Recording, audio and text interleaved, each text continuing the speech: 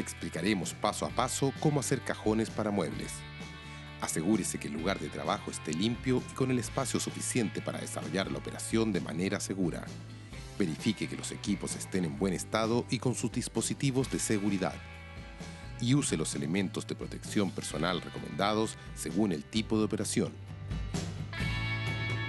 Hay dos maneras de hacer cajones. Una en que el fondo va atornillado a la estructura y la otra en que el fondo va inserto en la estructura.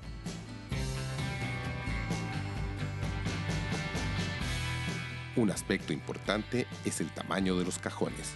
El ancho del cajón debe ser el ancho del mueble, menos el espesor de los dos laterales del mueble, menos el espacio para las correderas.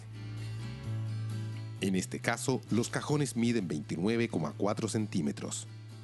Los 35 centímetros del mueble, menos 3 centímetros del espesor de los laterales y menos 2,6 centímetros del espacio para las dos correderas. La profundidad va a depender del tamaño del mueble.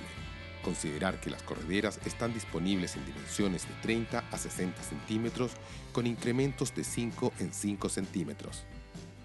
En este caso, el mueble tiene 40 centímetros de profundidad y los cajones 30 centímetros. La altura de los cajones va a depender de la funcionalidad. En este mueble usamos 15 centímetros.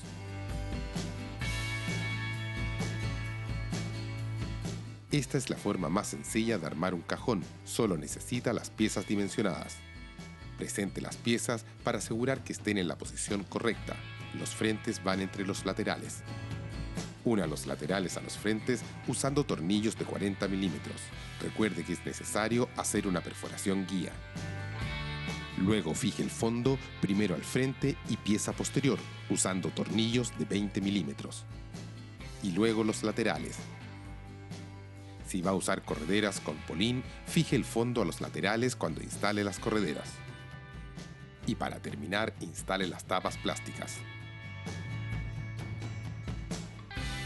En este caso, el frente y los laterales tienen un rebaje en el que se inserta el fondo. La pieza posterior es un poco más baja para que se pueda insertar el fondo una vez armada la estructura. El espesor del rebaje debe ser 1 milímetro más ancho que el material de fondo. En este caso usamos Durolac de 3 milímetros y el rebaje tiene 4 milímetros de espesor. Presente las piezas que conforman la estructura. Una los laterales a los frentes usando tornillos de 40 milímetros. Recuerde que es necesario hacer una perforación guía. Y atornille.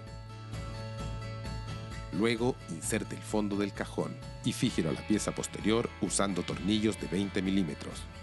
Y para terminar, instale las tapas plásticas.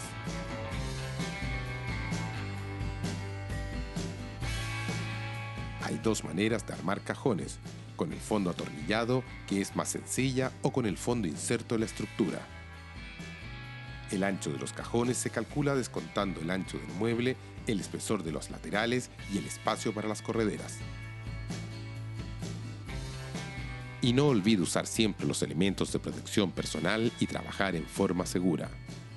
Para más información, lo invitamos a visitar nuestro sitio web araucosoluciones.com y acceder a nuestro optimizador de corte, tips, proyectos, videos cómo hacer y mucho más.